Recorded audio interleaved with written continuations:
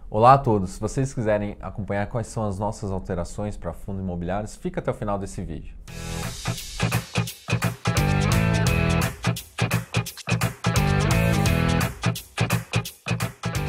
Olá a todos, bom, começando aqui mais uma carteira de fundos imobiliários para o mês de julho. Comigo tá Gabriel, sempre aqui do meu lado. Tudo bem, gente? Bom, começando agora um segundo semestre, né? Oficialmente, né? Oficialmente, já passando bem rápido essa primeira parte do ano.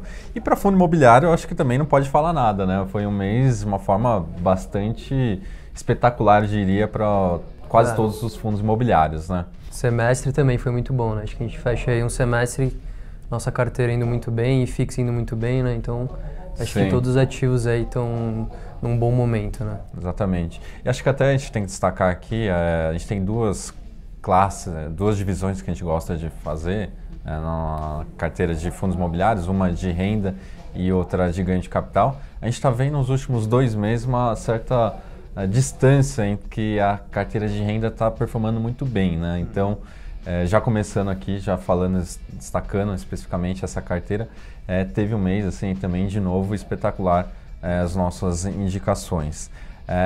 Inclusive gera até um alerta, teoricamente, na nossa cabeça. Apesar de a gente olhar, gostar muito da classe de ativos e fundos imobiliários, a gente está olhando que talvez no curto prazo, principalmente a queda da taxa de juros, teoricamente já está trazendo um sinal, pelo menos, acho que uma nova onda, diria que é mais difícil ocorrer. Então, principalmente fechamento de taxa, ajudou muito esses fundos de títulos que carregavam CRIs mais longos, com yields um pouco mais elevados.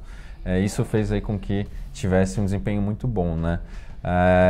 Até como destaque aqui, o nosso principal ativo dessa carteira foi o QNIP, que teve no mês um desempenho até agora, a gente está falando com base quinta-feira, só para se posicionar, então falta mais um dia útil, de 7,7% no mês. Então, aí está tendo um desempenho muito positivo. Começou a recomendar o fundo, foi em março, né? Ele estava ali por volta de R$110, hoje ele está batendo aí os 125. Então, o fundo, desde que a gente começou a recomendar, valorizou bastante. É um fundo que é muito posicionado em PCA, né? Então, o IPCA deu uma aceleradinha no começo desse ano, bateu ali 0,74, agora já desacelerou bastante. E esse é um dos motivos também da gente estar um pouco menos otimista com os FIIs de títulos, né? Porque a gente vê já a inflação indo para o centro da meta, a gente acha que os ganhos com inflação e GPM, né? Já os maiores ganhos desse ano, pelo menos, já aconteceram, né? Sim, e também já o próprio fechamento, né? O QNIP, se você for olhar, ele é muito comparável a uma NTNB 24, enfim, mais ou menos seria esse duration. E a gente teve um movimento assim, você está falando aí de Bs desses períodos, né? Eu falo em Bs com títulos públicos, abaixo de 4%, né? Então, eu estava olhando hoje, a NTNB 2050 subiu 5% esse mês, né? Então, a gente teve um fechamento bem importante da curva, principalmente em maio e junho, né? E isso beneficiou muito, principalmente os fundos de título. O que a gente não viu tanto nos de tijolos, né? Que a gente acha que eles ainda estão um pouco para trás nesse sentido.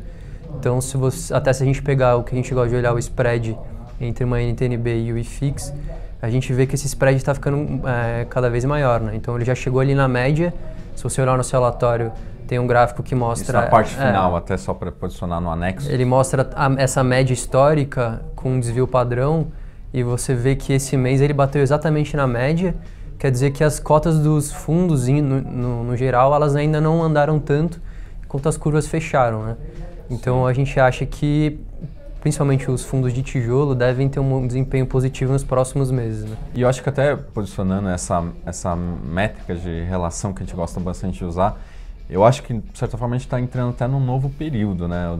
Com taxas de juros tão baixas que a gente está rodando, em termos reais, nominais, eu acho que isso tende a ter até um fechamento desse spread. Um exemplo, o spread, que nem você falou, de uma NTNB de 50, né? Sim. Contra o dividendo médio do IFIX está em torno de 3.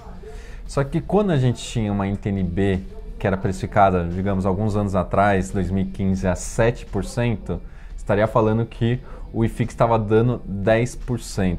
O que eu acho que a gente vai entrar no novo patamar é porque as taxas caíram bastante, juros reais.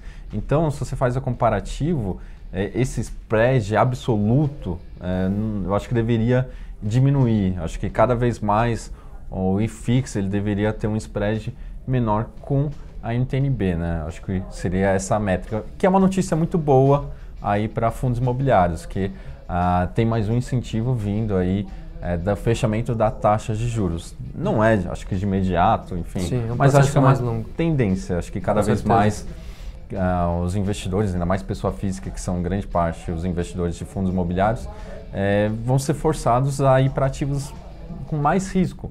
E acho que um pezinho aí, que a gente sempre fala e incentiva, fundos imobiliários é uma grande opção.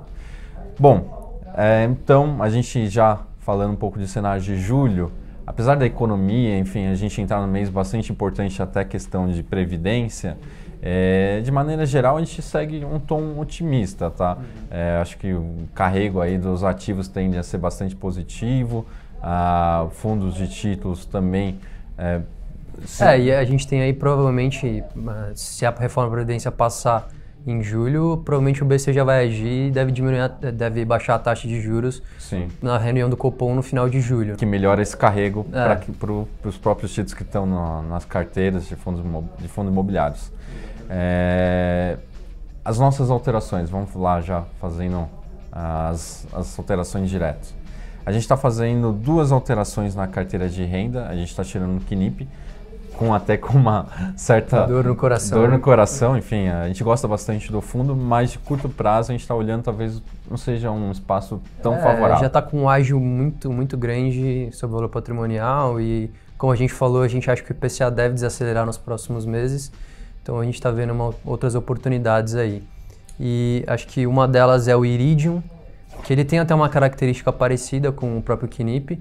A carteira dele, 50% dela é em crise de IPCA, mas ele diversifica um pouco, porque ele tem 17% do patrimônio em outros fundos imobiliários e ele também tem alguns crises GPM e CDI. Então é um fundo bastante diversificado, que paga um yield aí em torno de 8,2%, 8,5% nos últimos 12 meses. Então a gente acha que é uma boa troca aí pelo KNIP, que a gente já capturou um bom ganho, né? Sim, só como exemplo, a gente já ganhou mais de 13% desde que a gente colocou em março, então um período até relativamente bastante curto. E até a segunda alteração agora na carteira de renda, a gente retira também outro ativo aí que também performa muito bem, o HFOF, que teve um desempenho aqui nesse mês também bastante positivo, e a mesma leitura, né? Acho que, de certa forma, teve 2 meses muito bons, teve aumento de dividendos, né? Estava represado um dividendo lá. E isso não vai, provavelmente nos próximos distribuições não vai ocorrer mais. Ele estava distribuindo... Não era sustentável, né? Esse mais patamar. de R$1 por cota e os próximos meses deve voltar ali por 0,55, 0,60. Então, um dos motivos também da gente já ter capturado esse bom ganho e tá colocando outro fundo aí, né?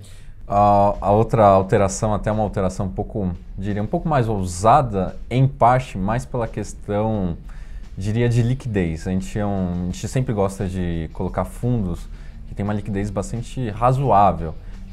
Mas esse fundo aqui, isoladamente, eu acho que ele tem ativos muito bons e nesse mês teve uma discrepância muito grande. Eu estou falando do FIX 11, muito conhecido aí como ser um fundo mais próximo do próprio IFIX. Não de fato a mesma relação do IFIX, mas tem uma composição muito parecida. Então qual foi a discrepância? O IFIX subiu em junho, enquanto o FIX 11 teve um desempenho extremamente negativo, caindo mais de 7,5%. Então, na nossa opinião, aí uma queda bastante injustificável, então a gente está colocando na carteira. Aqui só faço então essa recomendação em termos de liquidez. Se você quiser entrar no fundo, só talvez tentar não esticar a cota, enfim, às vezes quando tentar ser um pouco mais seletivo, executar em parte as suas até ordens. Entrar com uma posição um pouco menor do que você entraria normalmente, porque é um fundo realmente que a liquidez não é das melhores, mas a gente acha que tem um potencial bom. Sim. Pela distorção que a gente viu aí, né? Exatamente. Bom, e na nossa carteira de ganho em capital a gente faz só uma pequena alteração, a gente tira o Edgar 11, e coloco o TGA-R11, até um fundo talvez não tão conhecido, mas que vem chamando bastante atenção. Até se você olha o gráfico desse fundo, ele é uma coisa bem distinta. Parece renda fixa. Parece uma renda fixa como um todo, né? Só um sinal de alta. Ele é um fundo um pouco diferente, né? Tá? Ele é um pouco mais híbrido, com foco mais em desenvolvimento. Então, tem participações em empreendimentos e também tem uma parcela bastante grande em CRIs. E em CRIs até um pouco diferenciados, tá? Eu acho que é um CRI mais high yield. Por isso que, até a nossa observação aqui, a gente tirou o ativo que a gente tinha até o momento mais arriscado, o EDGA 11, e coloco o TGA-R11 para substituir mais ou menos com o mesmo perfil. Aí seria onde que a gente busca um alfa, obviamente com risco maior. Mas a gente gostou bastante aí da casa, TG Core. É bastante interessante até destacar que na parte até dos CRIs, na média, os CRIs têm um LTV, ou seja, uma garantia bastante expressiva referente até a outros fundos imobiliários. E o que chama atenção também é a parte de divulgação deles é muito boa. Se quiser dar uma olhada nos relatórios, eles exemplificam todos os desenvolvimentos que eles estão. Tem um site exclusivo para o fundo, então a gente gostou bastante desse quesito também de relações com investidores, que é muito bom do fundo. Bom, acho que é isso, então são essas nossas alterações. Mais alguma consideração que você queria falar? Não, acho que é isso. Sempre lembrando que a nossa carteira fica disponível aí nos comentários e sempre dá um like e sugestões, se inscrever no canal. Tá virando youtuber, hein, Gabriel? Tem que ser, né? Tem que virar youtuber, né? Tá bom, então. Bom, muito obrigado mais uma vez, pessoal. Até mais. Tchau. Até mais.